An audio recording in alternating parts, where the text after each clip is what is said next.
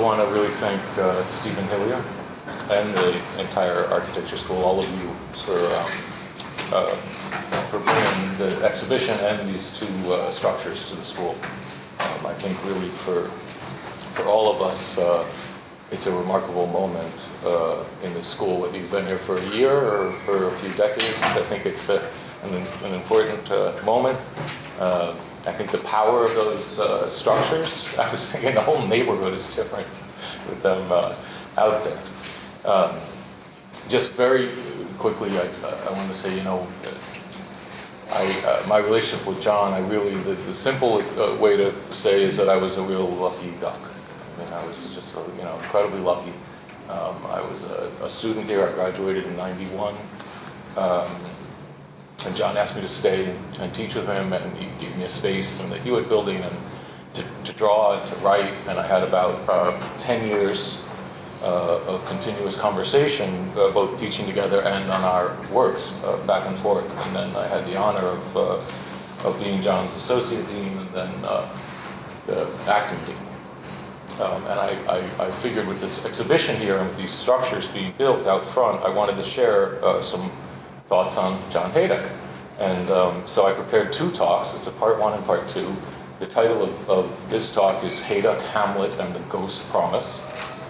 And the title of the talk on Thursday night, 6 o'clock here, is John Hejduk Through the Wall. And I thought as a way of introducing John, I wanted to begin with a short film clip. I'm going to be showing a few short film clips, and all of these, in fact, come from a film that Stephen put together when we had the memorial for John in 2000. So thank you again for that, Stephen. So.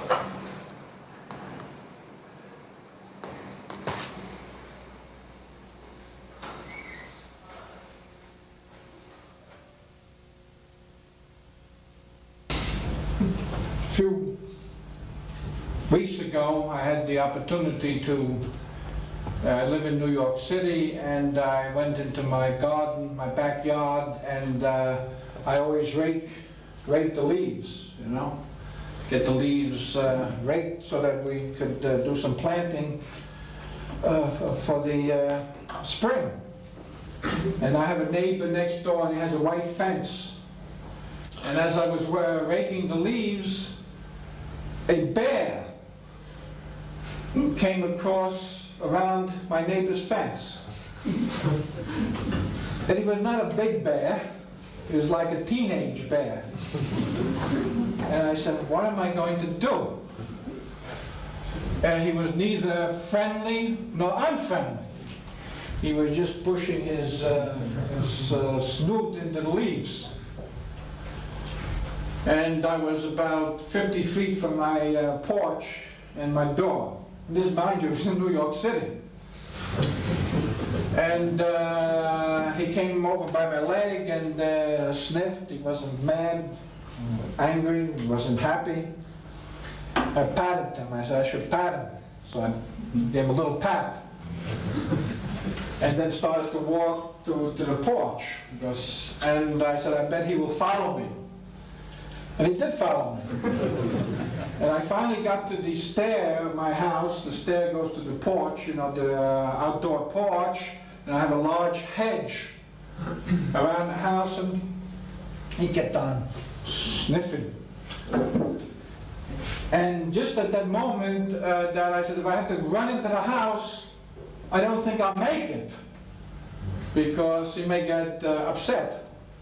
And at that time, the postman, the mailman, we have a mailman who delivers the letters. Well, the mailman is coming around the hedge, and he's not a very good mailman. Most postmen are good mail because they deliver the mail. But my mailman is stupid because when it rains, he decides not to deliver the mail. But anyway, it wasn't raining, so he came around, and I saw him, and the bear was there. And I said, look, I have to go make a telephone call. Would you please watch him? And the mailman said, sure. And when he said, sure, I climbed up the post onto my roof. And at that moment that I climbed up the post onto the roof, I realized that it was a dream. Because I can't climb up the post onto the roof. Okay, so that's a hint. I would say as difficult as it is to believe, every time John Hejduk spoke, he was that alive and that precise. So I want to begin with a quote from Jorge Luis Borges. Quote, "The fact is that every writer creates his own precursors. His work modifies our conception of the past as it will modify the future." End quote. John Hejduk's work has certainly modified our conception of the discipline of architecture, its past and its future. And today, I'm not going to try to explain him or sum him up. John Hejduk is far, far too large for that. A lifetime of creative exploration, probing, and constant invention cannot be addressed in these short talks. What I hope to do is draw a particular arc through John Hejduk's work that speaks to his deeply human and radically creative vision of architecture. A vision grounded in individual creativity as a profound social act. In the capacity of the personal imagination to construct shared spaces. And in the capacity of space itself to be literate, to embody the human condition. And in the capacity of the discipline of architecture to situate us in space, to inframe a social contract, and construct shelter and sanctuary for our mental, emotional, psychic, and spiritual lives, and physical lives. In other words, a vision grounded in architecture's life-sustaining dimensions. And this is a vision that I believe the full impact of which we have yet to witness. So as a means of moving towards this arc in the work of John Hejduk, I'd like to briefly address two ideas. The first, I would call the distance. Thinking about this, I've really been incredibly helped by the great work of Alberto Pérez Gómez, who you should all know. So for millennium, stories in the form of myths provided a means of navigating, a means of comprehending the world and our place within it. And some of the earliest of myths were shared through a form of embodied reenactment, right? Meaning a reenactment that was done with no audience. So all of the participants were within the myth. So you would become a dragon, you would become the sun, I would become the wind. Together, we would reenact the myth and create this shared space of mutual telling between us. All of the participants were simultaneously tellers and listeners within the space of the story. And this shared space was immersed within the essential telling of nature itself.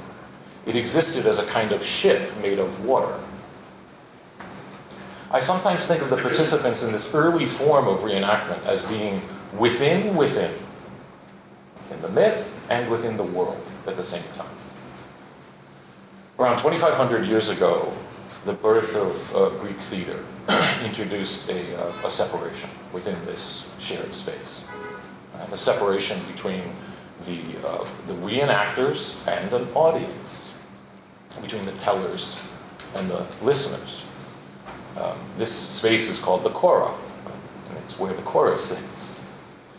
I want to read a quote from Alberto Pérez Gómez. Quote, "Greek tragedy implicitly separated the orchestra or stage from the spectators in the amphitheater, signaling the transformation from a world of fully embodied participation in ritual, where human action was assumed to be at one with nature, to a world in which the spectator participated vicariously through vision and hearing."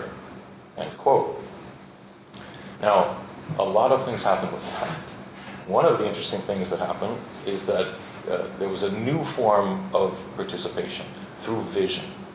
Right? The landscape beyond the play, because the reenactment, audience, now the landscape beyond the play was pulled into the reenactment visually. Right? So the hills and meadows, sometimes it's actually the village where people lived, behind the stage commingled with the story. And in a way, they were understood as part of the myth. It was written onto the world. This commingled understanding was then carried within the participants as they re-entered the landscape. And what that did is it constructed a kind of literate geography, because as they move through their lives, they're also moving through that myth. It aligned the landscape of their lives with the landscape of their stories.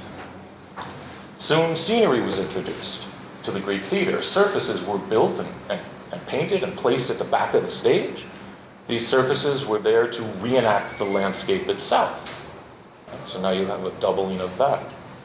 I imagine that the creators of the plays recognized this vertical flattening out, the perspective hinge, is what Alberto would call it, of the view beyond, and they began to construct these mimetic fragments of the landscape to allow further articulation and control of the story. In the simplest sense, they could now make it rain when it was sunny. This scenery constructed a second world that hovered within this distance, partially blocking and commingling with the view beyond. So this early separation of actor and audience is a critical moment in the development of Western civilization. As Alberto Pérez Gomez points out, quote, "This distance between actor and audience has marked Western civilization and continues to affect its science and art. It made reflective thought, authorship, and metaphysics possible, and coincided with the inception of alphabetic writing, or the objectification of speech." So, building a world that partially blocks the world and can be rearticulated as a mode of exchange with the world is linked to the origins of Western art, architecture, science, and technology. Looking out through the play transformed the within of previous reenactments, and it created a new form of participation, a new mode of authorship and constructing and navigating these literate spaces that of our stories. So this speaks to space itself, not as a neutral field out there, but as an assembled coherence. It's constructed. It's not only within us or the exterior world, but it's in fact between the world and our experience of it. So our senses are constantly moving about, all of our perception, sensory perception, and this layering, it's assembling this coherent whole of this space. And these rapidly shifting set of perceptions, they're calibrated and they're assembled and they're recalibrated. And there's this continuous present tense structuring of our space and time. And through this very deep cognitive process, we are building this room. Right? We build the room. Now, much of this is, of course, structured in our evolution as a species. Right? You could say that our eyes are next to each other because we've been looking at the horizon for millions of years. A little parentheses, I said that to Monica once, and without missing a beat, she said, "Are you sure it's not the reverse?" You have to think about that for a second. Maybe we've been looking for millions of years because our eyes are next to each other. I love Monica Shapiro.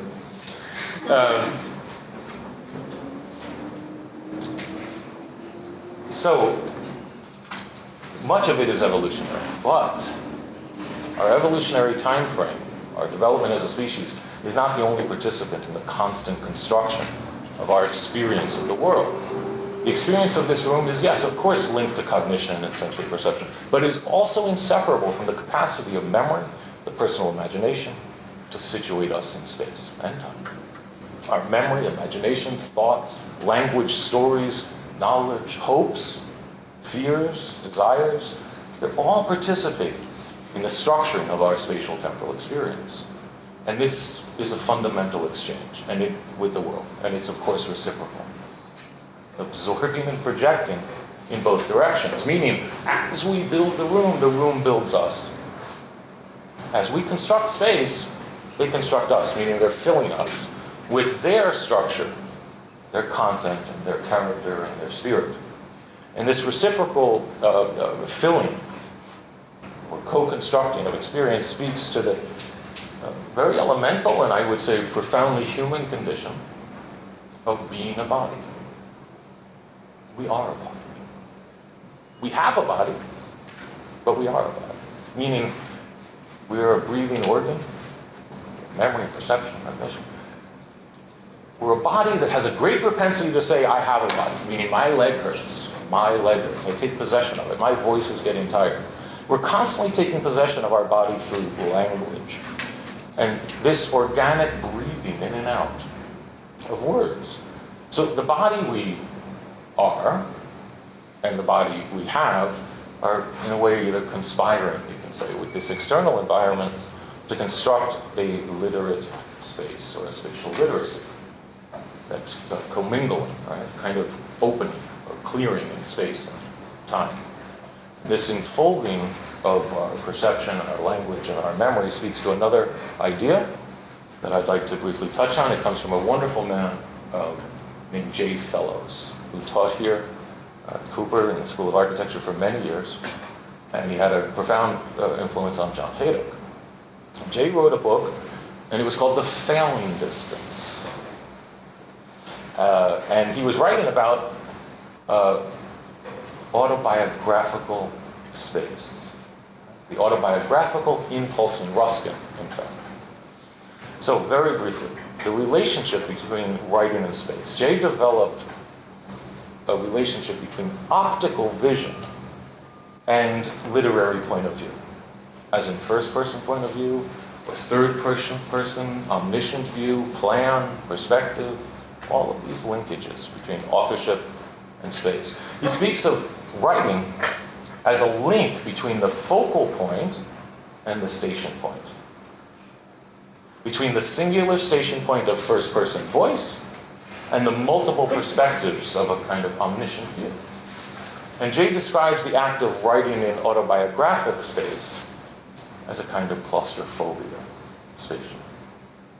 Writing about you when you were young, right? That creates a space, a distance, right, between the present self and this old self. Now, if you move closer to the present, say write about you 10 years ago, the space starts to foreshorten. The focal point of your past moves closer to the picture plane of your present. Write about last year. The previous year moves towards you. The space begins to compress. Last month, last week, now write about yesterday, and then, of course, today. Write autobiographically about 20 minutes ago, as you walked into the room. And then, write now. Right now. In that moment, we speak. We begin to speak. We speak ourselves. Our breath is commingling with our language, and the distance collapses and we have voice. And through this collapsed, failing distance, our present tense speaks us into space, constructing a literate inhabitation.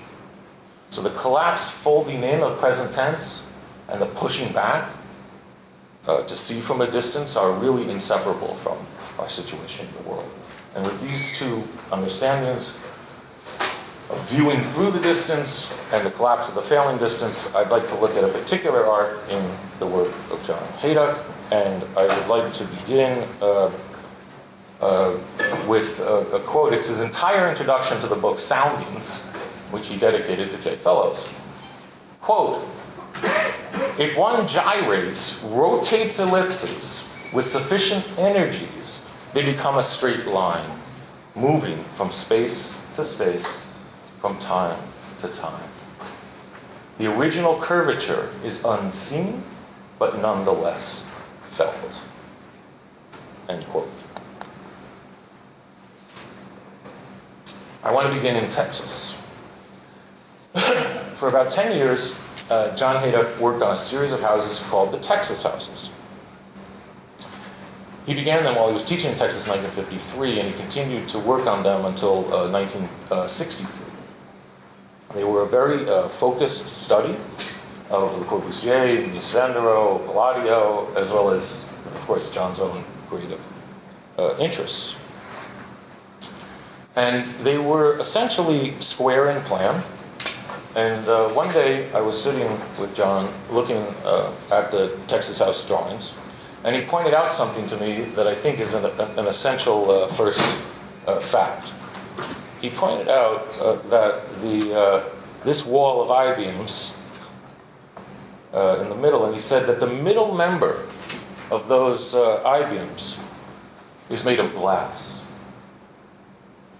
He said that way you can see through the wall instead of through the wall.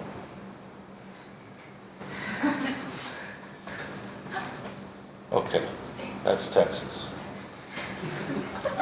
Next step. From 1963 to 1967, John Hejduk worked on what he called the diamond houses. He took the square plan, and he read it in axonometric. So it rotated to a diamond. Very complex issue of the two-dimensional and three-dimensional in that. Because it was two-dimensional, it turned.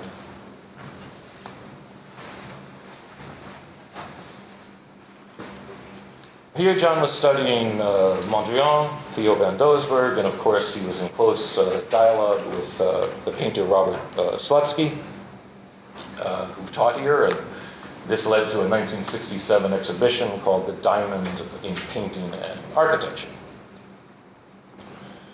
So through a series of realizations about vision and space and geometry, John began to flatten out the sides of the diamond and focus on the hypotenuse. So very, very briefly, one of the ideas was, it has to do with center focus and peripheral vision, like all of this out here.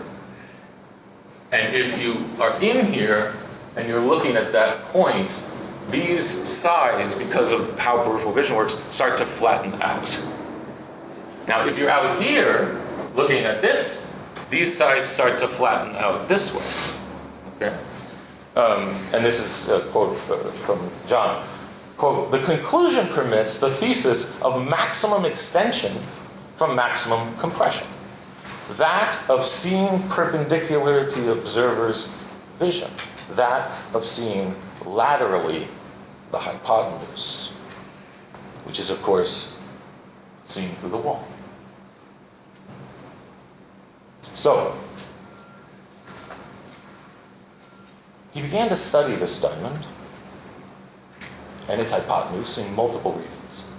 The corners as focal points and station points, the hypotenuse as a picture plane, the possibility of inverting the focal points and station points, the possibility of thinking of the corners temporally as futures and pasts, the picture plane as the present, hypotenuse as the present, pulling together pasts and presents at the corners, and then the biomorphic conditions of life moving back and forth, right, through the picture plane of the present, moving back and forth, remembering the past, anticipating the future. And in these inverse perspectives, these pushings and pullings of time and space, distances and failing distances, John Hejduk discovered the wall house, a collapse of time into space, an inhabitation of the hypotenuse, seen through the wall. Here, the present is made solid, structurally holding up life, holding up the past compressive spaces of memory and the anticipatory spaces of the future. Think of the present tense assembly, or think of J. Fellows and the claustrophobia.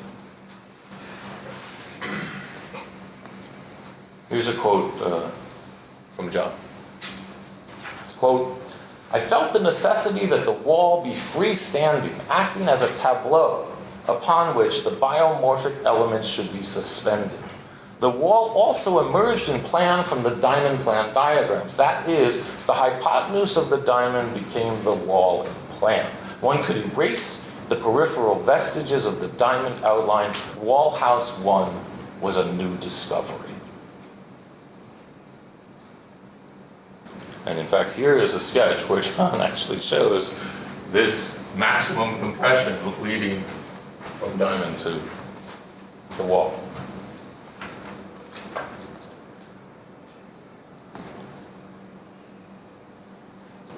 This is a quote from John again. Quote, "I poured all of the multiple meanings I could into this small structure. It was a direct confrontation and challenge to a society that in architecture only celebrated the third dimension. In a way, ironically, this house had to do with the idea of the present, the celebration of the two-dimensional. It was leading and condensing to a point. It had to do with time." End quote. This was Wall House 2, also known as the By House. Many people don't know why it's called the By House. It's called the By House because of a man named Edwin By who taught here. He was a landscape architect who had worked with Frank Lloyd Wright. He used to bring a box of dirt and some sticks. He poured dirt on this table and he would teach us landscape architecture by moving it around. It was incredible. And Edwin By was going to build this house in Connecticut, and then through all kinds of stories, it was built in Groningen in 2000, seen through the wall. Now, each of the living spaces, there's a wall, there's a stair tower on this side. In order to move between the living spaces, you have to pass back and forth through the wall.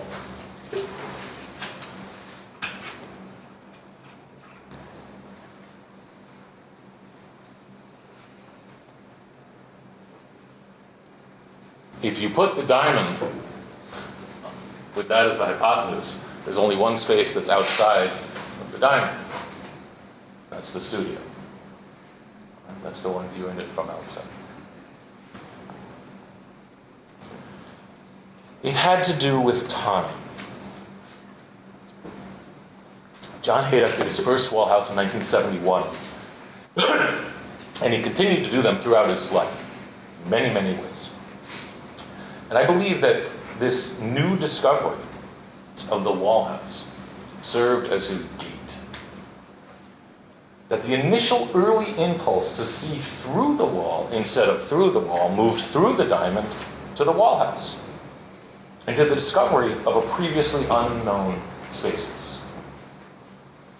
These realignments of time and space, of vision and structure, of geometry, memory, and language sparked a transformation in John Hejduk and in the discipline of architecture. As Charles Olson said of Herman Melville, he pushed time so far back that he found space. And I believe with the wall house, John Hejduk did just that. The solid space of that wall, of that present tense, is no metaphor. As one moves back and forth across the wall, they are captured in a still stop of the present. And that instant of stillness can be elongated out into time. It can be inhabited. With the wall house, John Hejduk found the still life that inhabits life.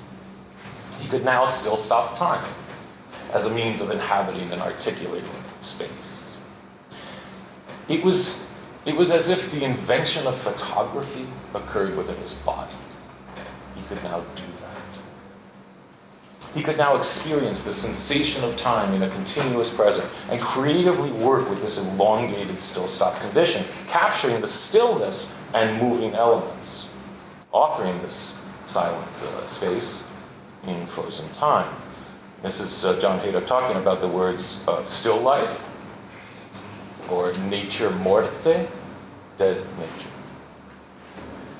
Quote, "We seldom look at the real meanings of certain pairings of words.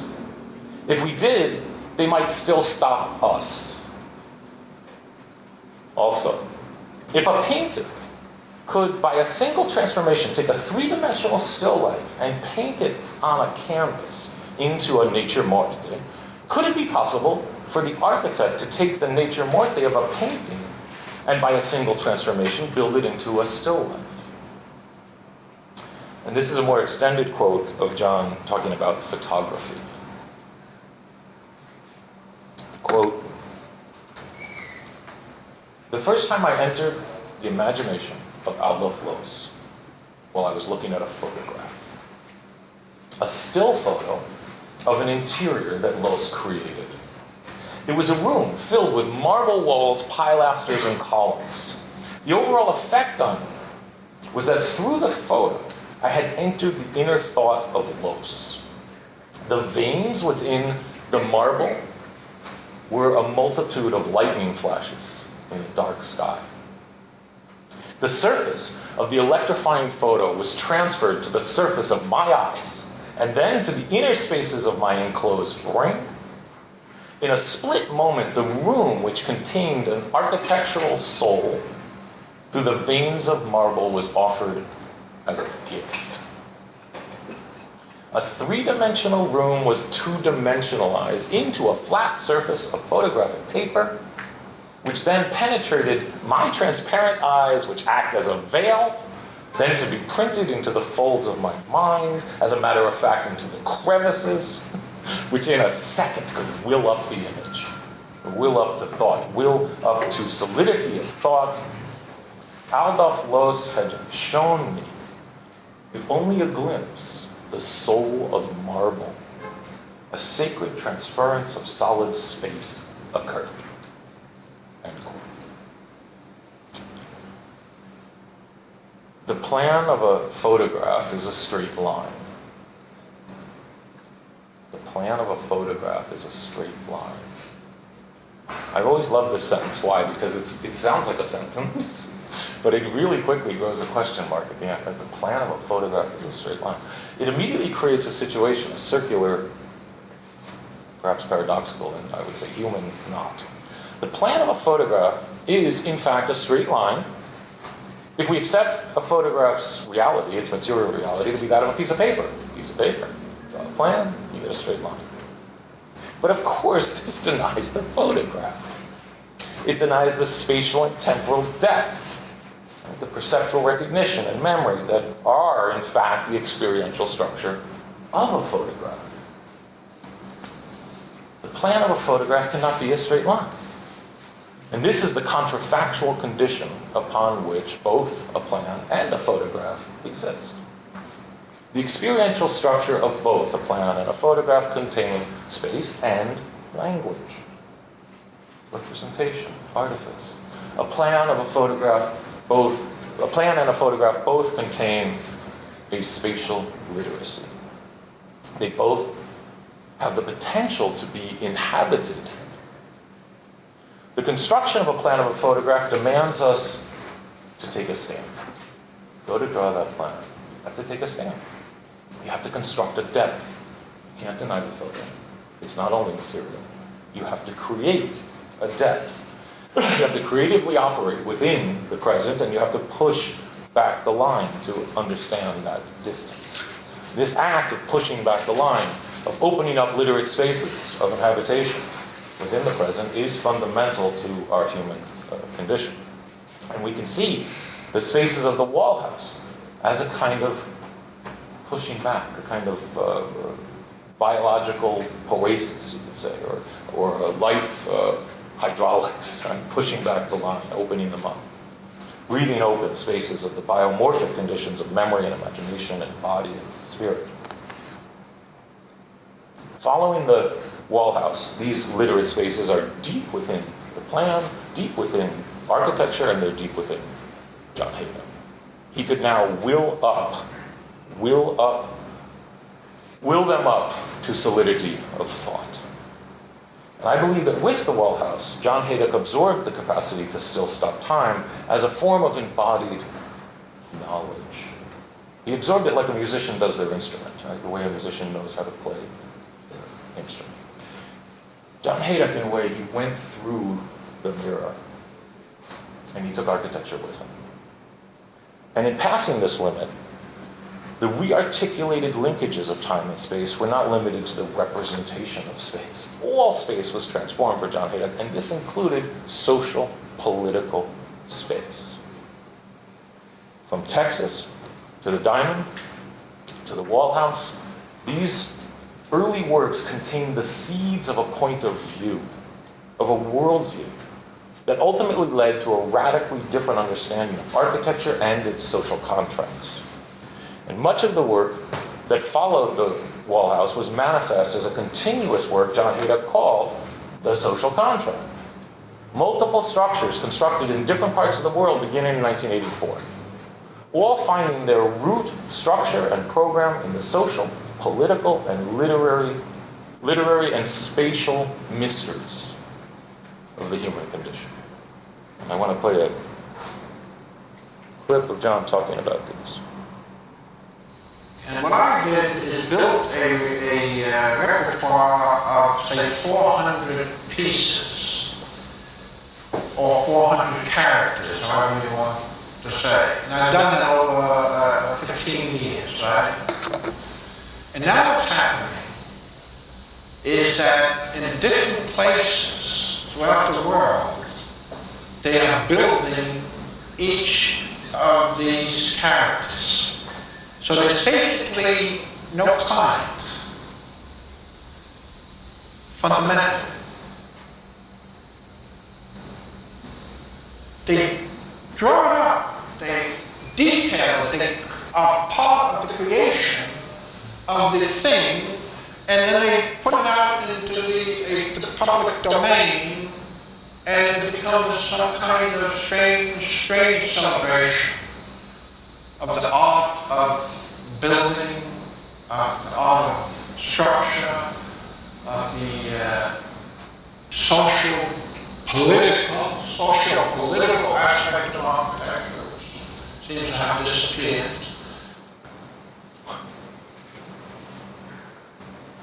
This is the collapse of time. I find it significant. The first such structure to be built was called the Collapse of Time. It was built in London at the Architectural Association in 1986.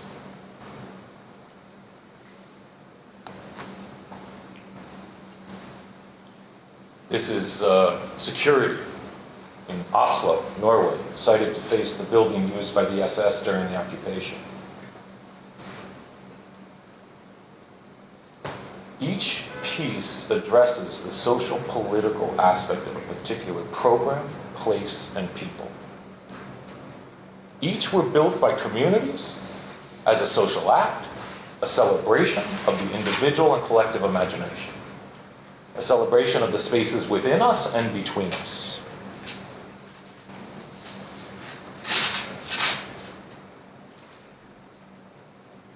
This is the house of a poet built in Barcelona, in Spain. Each structure was built as both a reenactment and a present tense action. All of the participants were simultaneously tellers and listeners, creating structure, creating a shared space of the social contract. This is the Mask of Medusa, built in Buenos Aires, Argentina. And it was used for theatrical performances. The structures were then placed out into the public domain, re-entering the landscape, constructing a new form of literate geography, aligning the landscape of the architectural programs with the landscape of their sites, creating a new form of participation, a new mode of constructing coherence. This is object-subject. It was built in Philadelphia, at the University of the Arts, also used in performances.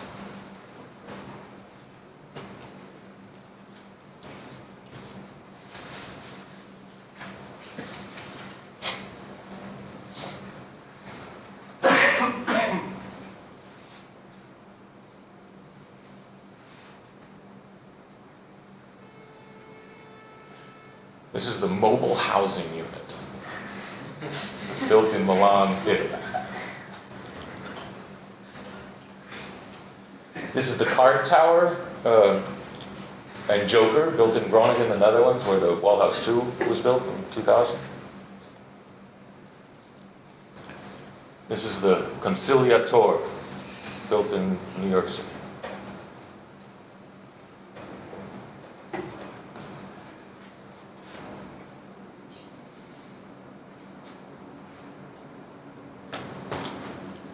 This is the house for a musician, house for a painter, built in Berlin, Germany.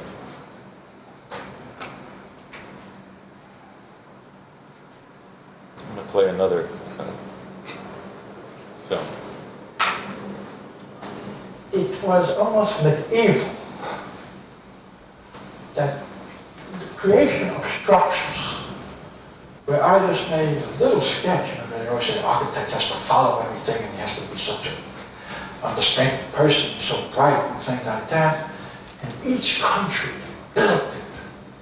They built it creatively in their method. And I had only one requirement. I said, look, you want to do this? All I require is that the spirit is captured.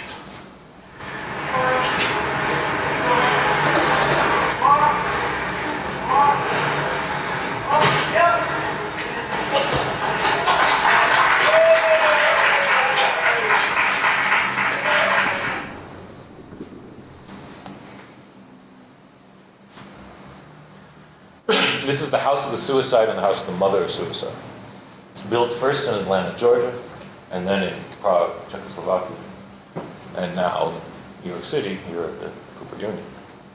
31 years ago, the AA built the first piece, and now here we are. We have them right in front of the building. It's kind of an incredible view. So I want to look in detail at how these two architectures came into being as a mode of understanding the social contract works.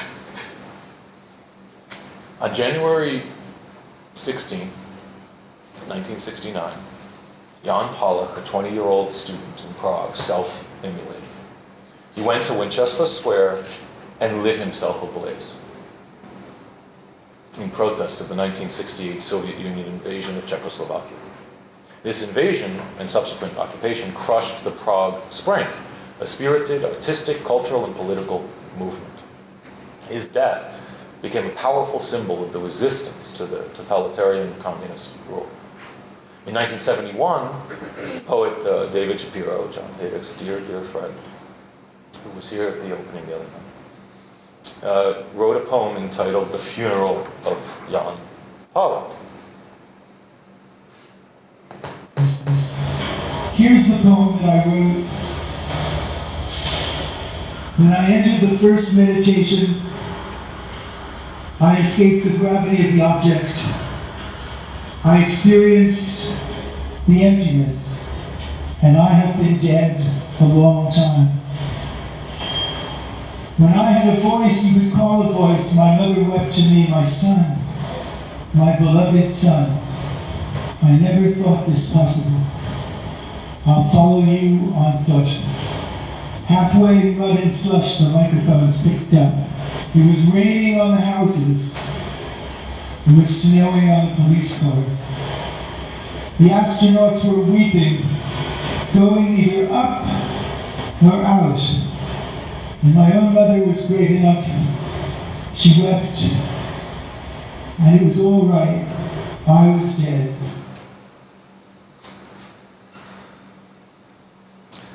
John Hejduk, deeply moved by this poem, accepted it as an architectural program for which he created the House of the Suicide and the House of the Mother of Suicide.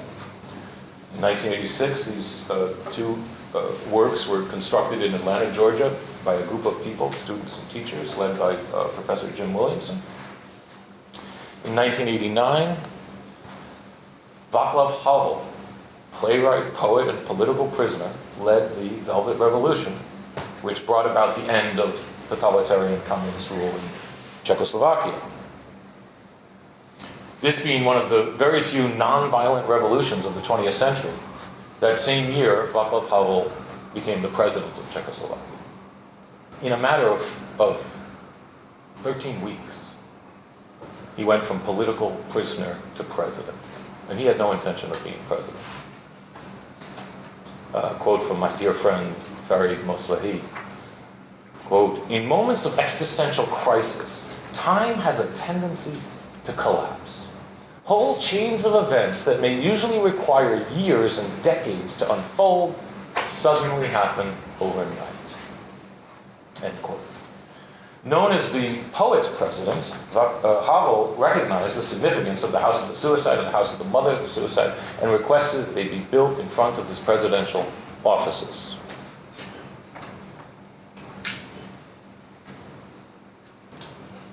This is Václav Havel, John, and David.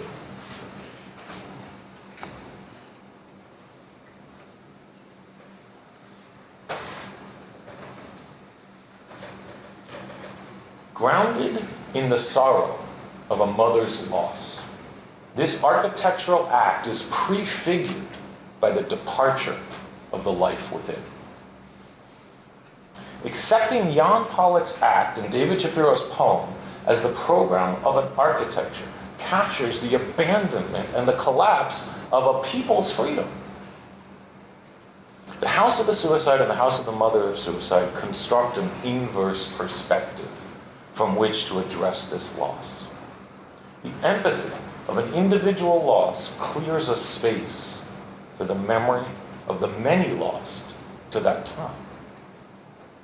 Václav Havel understood this.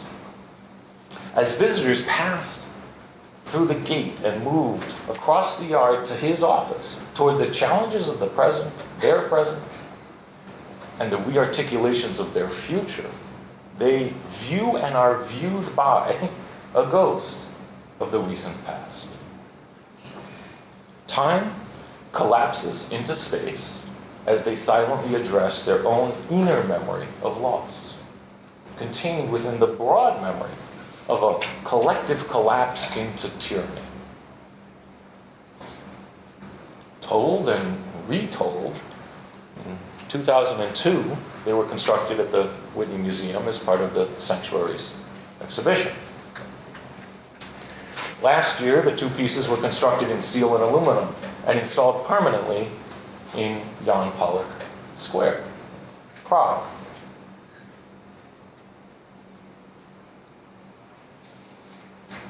And now, today, they stand with us at the Cooper Union, as this school and this nation face the challenges of our past and present and future. Quote, "Individual creativity within a willing community is a profound social act." End quote. The work establishes the personal imagination and individual actions, Jan Pollock's, David Shapiro's, John Hejduk's, as a crucial element of our shared stories and spaces. The poetic imagination, through spatial literacy, offered the most precise means of comprehending that loss and acting within that. The spaces created by the house of the suicide and the house of the mother of suicide speak to us. They speak to our humanity. But, and I think it's an important but, they speak in silence. How can these spaces be literate when space speaks silence? How do we speak of space when space speaks silence? How do we author silence? Perhaps if space speaks silence, we too contain a silence deep within us. A silence which is not the denial of language or of time or history, but the void which at once is prefiguring, circumscribing, and moving through us. Could it be that space contains a silence that speaks to a silence contained within us? The silence of space does not diminish the capacity of space to be literate. It moves in, it communicates to our interior thought, it informs our internal literacy, both situating the individual imagination and constructing connective tissues between all of us. Between us and our works, between us and each other, between us and all time. Space is a participant in our thoughts and actions. Perhaps space is the other half of us, completing us, and constructing the spaces that bind together our humanity. And this is where spatial literacy becomes spatial literature. That's architecture. Offering an experiential depth to our social political and social poetic lives. Don't worry, I know you told me you have to go.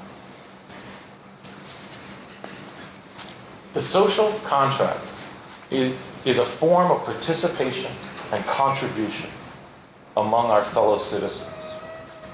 But it is also a contract with space itself as the other half of us. A contract to embody the widest, most nuanced spectrum of what it is to be human into our reciprocal spaces. In this sense, architecture is a life-sustaining discipline, an empathetic discipline with a life of its own, reciprocal to ours.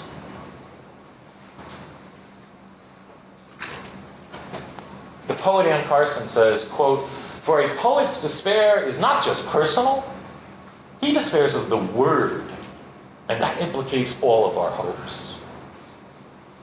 End quote. In 1599, the year before Hamlet was performed, Shakespeare and his company decided to move the Globe Theatre to Bankside. It's a location on the other side of the Thames River. They quite literally moved the theatre. They dismantled the Globe piece by piece and carried the entire structure across the river and reassembled it. The Globe Theatre was no small structure. It was a 3-story circular edifice that held an audience of 3,000 people.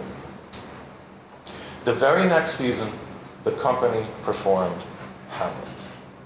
And it is quite likely that this Herculean task of moving the globe occurred as Shakespeare was writing the play. That Shakespeare felt the weight of the roof beams in his forearms as he held his pen and crafted Hamlet. And this can be heard when Hamlet says, "Do the boys carry it away?" And Rosencrantz responds, "Ah, that they do, my lord, Hercules and his load too." Throughout the play, Hamlet continues to speak of his cognition of himself as a construction of language. Continues to acknowledge that he has been written into existence in a play about playing. Hamlet at times addresses the audience and directly taunts Shakespeare himself. Because during the 1601 season, Shakespeare himself played the ghost. This is from Harold Bloom. Incredible book called Hamlet Poem Unlimited.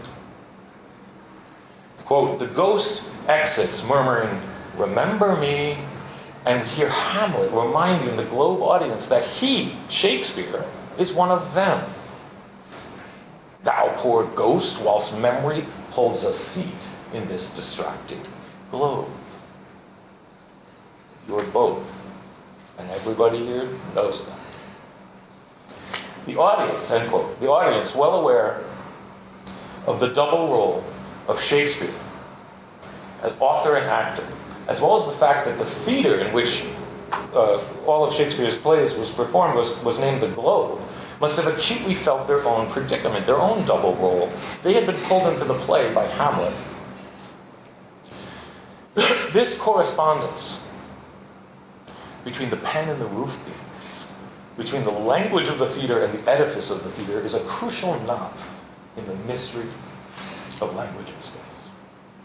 Shakespeare's act of dismantling and reconstructing the Globe Theatre contributed to Hamlet's act of dismantling and reconstructing the structure of theater. It certainly prefigured it. Here, we have an architectural act prefiguring and contributing to a literary act. We have the roof held up by the life within. And this raising of the roof beams may also have been grounded in the memory of loss and sensation of collapse. On August 11th, 1596, a few short years prior to writing Hamlet and moving the Globe, Shakespeare lost his 11-year-old son named Hamlet. In writing himself into the role of the ghost, speaking with his son in the world of the living, Shakespeare constructed an inverse perspective from which to address his loss. It was a literary act grounded in the empathy of a father's longing. I believe Shakespeare carried the structure of the Globe Theatre and the language of Hamlet because he needed their space. For it is in space, and only in space, that Shakespeare could inhabit, himself inhabit. Odd symmetry between raising the roof beams and raising the ghost. See, a ghost, by definition, our definition of ghost, is that they inhabit two worlds at the same time. They must be and remain from the beyond while becoming present in the sphere of life. It's like an eclipse. An eclipse, the presence of one sphere takes the form of a shadow on another sphere. The promise of this double condition of an eclipse lies in the capacity of making the ineffable present, to manifest the shadow of one world into another world. Ultimately, Hamlet did escape the temporal confines of the Globe Theatre, because as a construction of language, his character is being reenacted somewhere on Earth at every given moment, at every given instant. Hamlet is given voice. Told and retold. Hamlet exists in a continuous present. He is always telling. He lives in a state of suspended time. So Hamlet's continuous telling is Hamlet's continuous resurrection. It's not that Hamlet, Shakespeare, will rise or has risen. He is rising. He's always rising. So both Hamlet and Hejduk construct inverse perspectives from which to address the empathy of loss. Through language, space, structure, and memory, the shadows of Hamlet, Shakespeare, and non-Pollock are made present in the sphere of life. The strength of their fragility are cast into the lived spaces of our shared stories, making the ineffable present as part of our connective tissue. And holding a seat in this, our distracted globe, the literary dimensions of life and the precisions of the poetic imagination offer an inverse perspective from which to address our loss, from which to imagine a just globe. They introduce a politics of slowing down, of searching for new modes of concern for the other, new spaces of empathy and ethics, new stories to rebind freedom. The social contract works of John Hejduk are a continuous shining moment within the discipline of architecture. His work modifies our conception of the past as it will modify the future. And I want to show two films. I'm a product of 1908 to 30. That's my time. I can't help it. I was born in 1929. And I don't go over into past 1938. No generations could go from 38 to 68 or 68 to 98. There's two more generations after mine. That's the excitement. Each generation has its structure. And I gave you my structure. You want the other structure? You have to ask them. But their structure, there's two more generations after me. I mean, alive and kicking. That's the modern movement.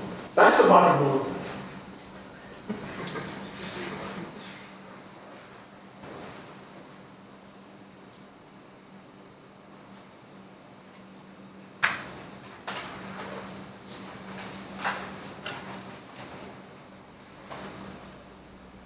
I enjoy youth because, not that I'm like Dracula, you know, that I can feed off their youth, but I do. They feed off my age and I feed off their youth. It's a marvelous relationship that goes on. But on the other hand, they are the speculative future. I'm the speculative past. They're the speculative future. Fantastic. So that's all of us, that's you. And I want to end on a few brief observations about the speculative future. In creating an architecture of such great force, such intensity and originality, such depth and scope, I believe that John Hejduk authored the discipline of architecture. As Shakespeare dismantled and reconstructed the structure of theater, John Hejduk transformed the very structure of the discipline of architecture. John Hejduk spent his life working toward and instinctively and intimately knowing that the discipline of architecture contains something deeply mysterious and deeply human. John Hejduk gave us his structure, and with it the seeds of an eclipse within the structure of the discipline of architecture, the seeds of a new form of practice, a new form of school, a form recognizing that architecture is a life-sustaining discipline with the capacity to hold up our lives. So unique, so other, that accepting the enormous gift of John Hejduk's work, of his structure, is itself a creative work, an exploratory work of the personal imagination, of investigation, of intense study, a work demanding risk and precision and honesty and gentleness and courage. A loving work of quite literally creating architecture's speculative futures, our speculative futures.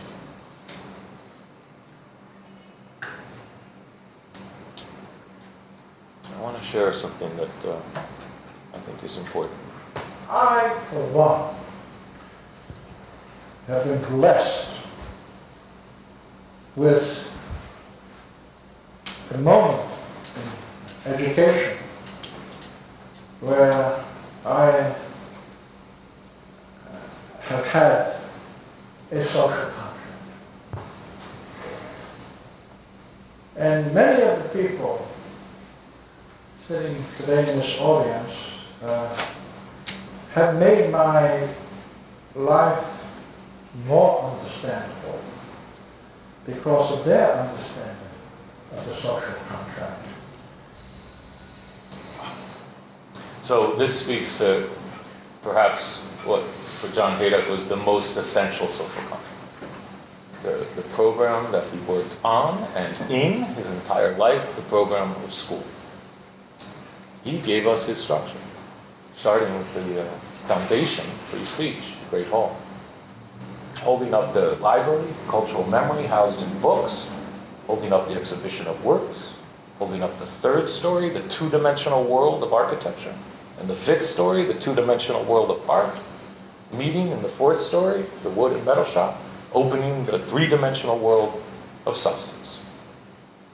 The educational program and the architectural program are inside of each other, holding each other up, structurally supporting each other.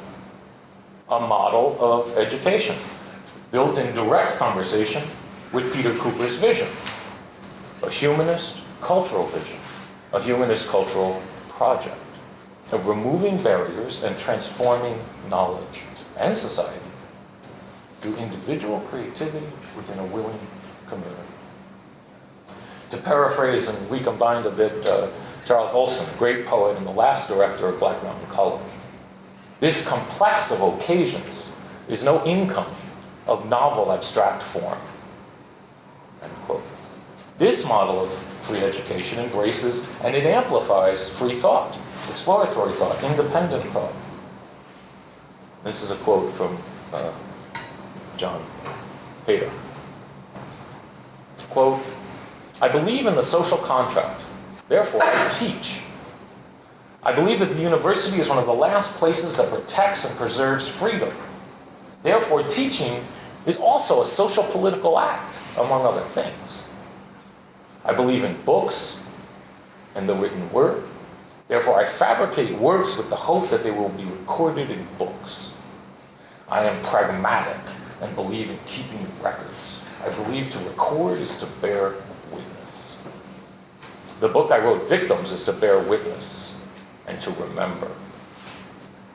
I believe in the density of the sparse. I believe in place and the spirit of place. I read, I teach, I draw, I construct, I initiate structures, I fabricate poems, I think. I celebrate the discipline I am within. There is the possibility of a vision of architecture that might be interpreted as a fabrication. During its construction, it disappears. It clarifies as it uncovers. It reveals as it erodes. It celebrates as it captures. It pronounces as it closes. It crosses over. The method is severe. Architecture is filtered through the parallel disciplines of painting, literature, and medicine. It is an elliptical method, and it is incremental. It is unrelenting. End quote. It is incremental. It is unrelenting. Schools sheltered the promise to manifest material, spatial, and social contracts. And in its most fundamental sense, school is not a means to any predetermined end or any instrumental future. School is a community. It's a place for exploration, exploratory works, actions, and gestures. An incremental, unrelenting place for slowing down. A place where the life of the works reflect the life of the school. And where the depth of the works reflect the depth of the school. Where the ethical dimension of the works reflect the ethical dimension of the school, emanating the widest spectrum of who we are, of our humanity, making our lives more understandable. And architecture, in its unrelenting search for us, is evolving in unpredictable and unimagined ways. And perhaps the 21st century will witness an entirely new architecture. A new social contract, a new polis, with their roots in the works and teachings of Peter Cooper and John Hager. Thank you.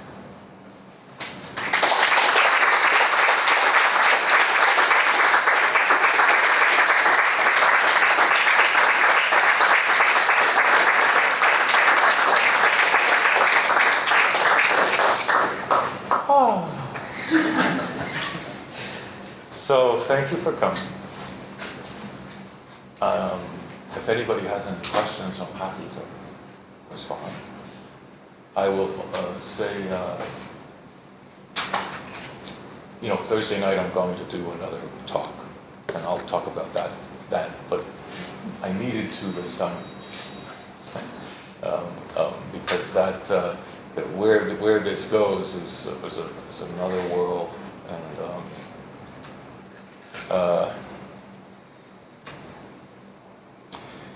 The other day when I was finalizing the second one, and I realized, Stephen does this as well as anyone, even both together, believe me, I think they're good talks. I realized it's like 15% of John's work.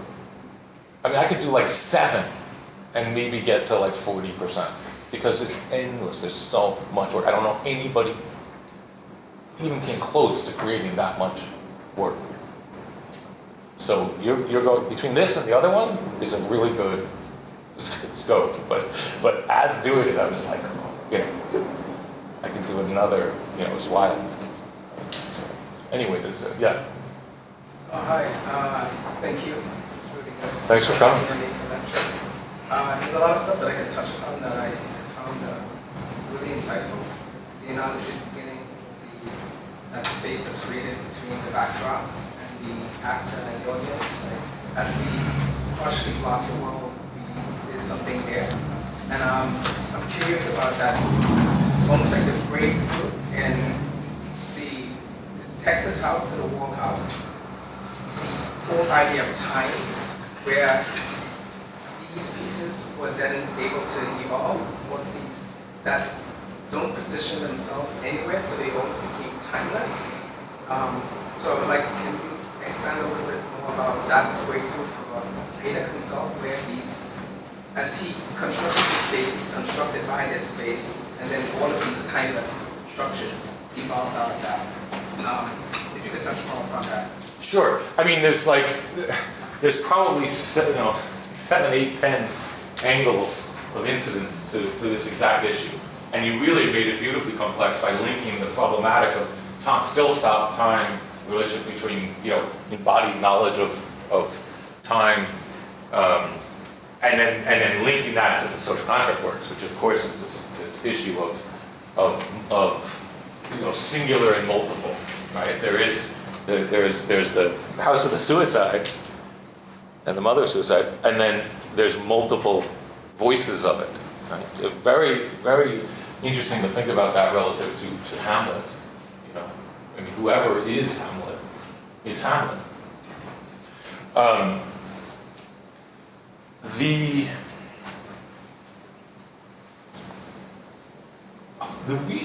thing about the diamond house becoming the wall house, the reason I focus on that so much to get to these, it's a very complex thing. It really has to do with let me back up a second. It has to do with the body and language. This great giant mystery, right? I do probably 3 talks on that in my seminar for a reason. And the impact that our language has on our sensation of everything, including time. Temporality, time is the sensation of time. In fact, that's all it is. Right? And that sensation can be elongated, can be stretched. Right? Think about an hour-and-a-half film. Think of a 4-hour film. Think of a 10-hour film. Right? There's a sensation of temporality. It could be excruciating, or Jonas Mekas made a 24-hour film. Now, he obviously it was a portrait of Raymond Abraham. He obviously cued it to 24 hours for a reason, right? He's saying we actually, in a way, can imagine that we're living inside of film, right? So that elongation of time, and partially some of the syntactical, geometric moves John was making, really between Texas and Diamond, where he discovered what some people today call the Heydukian axonometric, which is a 90-degree axonometric, right? You probably have seen me draw. I don't know if I have chalk. If you take a square and then you make it a double square, right? So that could be 2 squares, or it could be a cube in axonometric, where that's the top and that's the front. If it's a 90-degree axonometric, so it's 2-dimensional and 3-dimensional at the same time, right? It's always both. That doubleness is very important to understand language and space, and it was in those moves.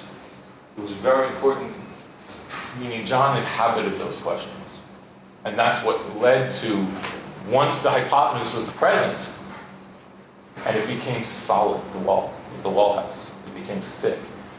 There was a transformation that he and I spoke about, where you get entangled in that. The end of the next talk, I'm going to talk about entanglement, and that had to do with a wrestling match between Brock's paintings and John, and this sense of entanglement that were going on in those paintings. Take that, much, much further. You get to Brock, you get to, and one other thing I want to throw in, it's a little hard for me to do quick. It's something I usually spend an hour on in my seminar, but I'm going to do like a super sliver version of it. Some of you have heard me talk about this before. This double, the fact that it's flat, it's 2-dimensional and 3-dimensional. The minute you say it's an axonometric, right? It's a little bit like the plan of the photograph car. That is not only out there.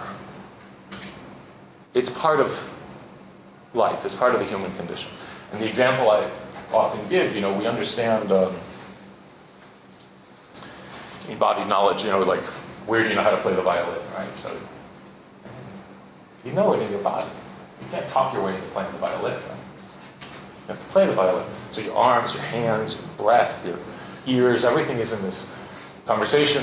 And so then you can say, so where's the knowledge of the violin, right? It's a classic play on how do we know what we know. We say, where do we know what we know?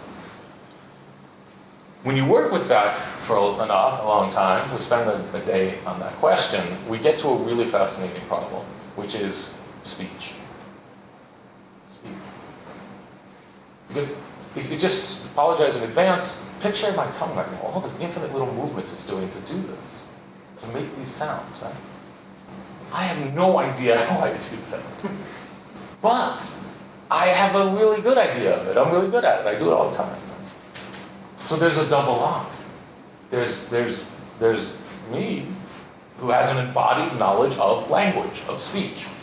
So my breath mixes with language and becomes voice, it becomes speech. That double I, the one who has no idea how this happens, the one who's voicing it away, right?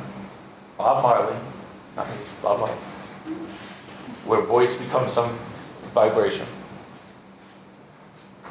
That is linked to this still. To the fact that two-dimensional and three-dimensional have a vibration, meaning drawings also have a double I. It's substance, it's chalk.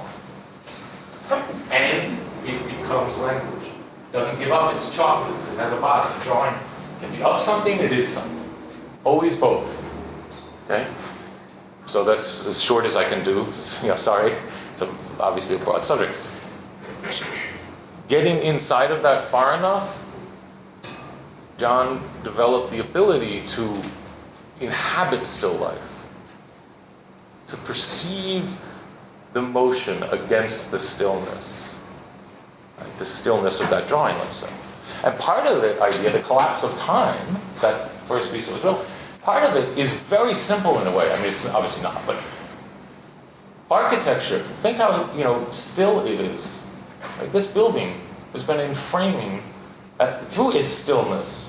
It's here for 150 years.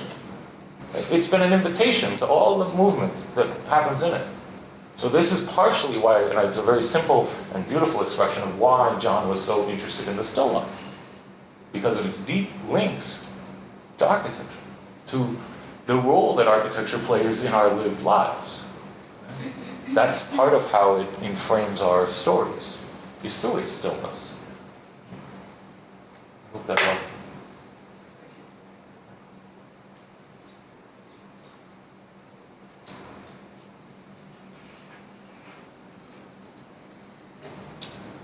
Okay, so just if anybody wants to look ahead, I'm not going to tell you everything I'm going to do Thursday, but we're going to look at victims, which is a very, very important project that John Hejduk did.